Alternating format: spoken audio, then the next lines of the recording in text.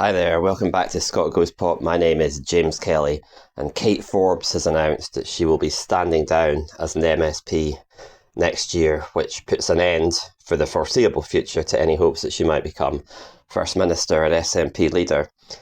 And this doesn't seem to have had any political reasoning behind it. It seems to genuinely just be because she wants to be a better mum and she doesn't want to look back in years to come with any sort of sense of regret about missing out on the early years of motherhood.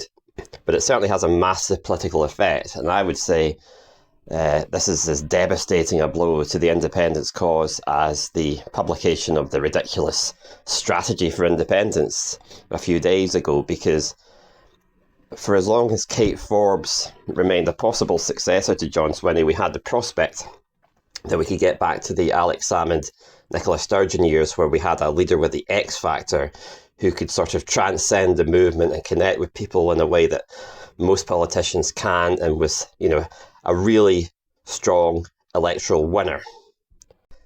And the opinion polls confirm that Kate Forbes had that potential to be that sort of leader in a way that nobody else seemingly within the SNP did. She had much better ratings than Stephen Flynn, for example, who seems to be a much more divisive figure, probably because he comes across as a bit belligerent.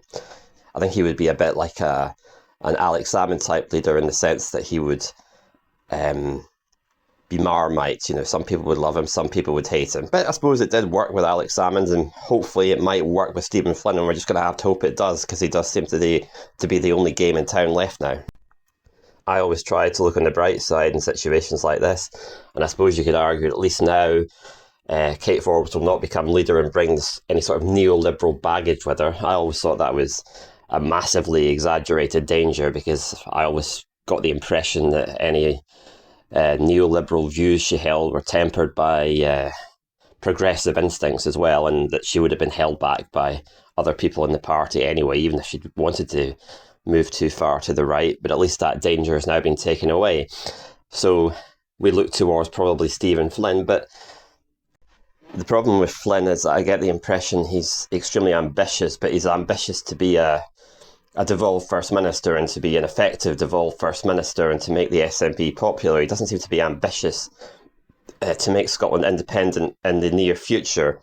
And we saw that he seemed to be extremely against Nicola Sturgeon's de facto referendum plan, and even spoke about it openly in the media, which must indicate a high level of hostility to go public in the way that he did.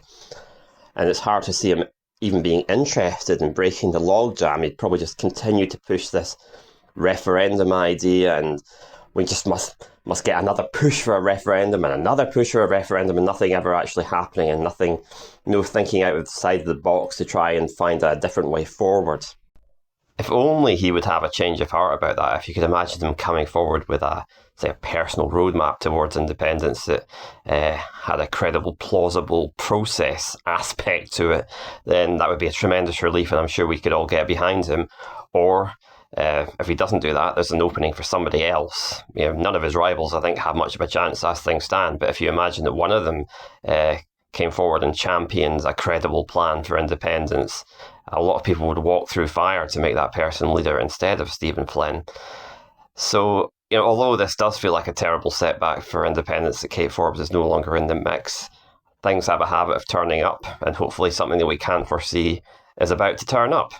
Although I would just add that Kate Forbes' departure is also a major setback for the Gaelic language. It would have been tremendous for the Gaelic language. It would have been like Christmas for the Gaelic language if a fluent Gaelic speaker like Kate Forbes, and a great advocate for the language as she was, had become First Minister. And even having her as Minister for Gaelic as she is at the moment was a great boon for the language. So that's very sad news.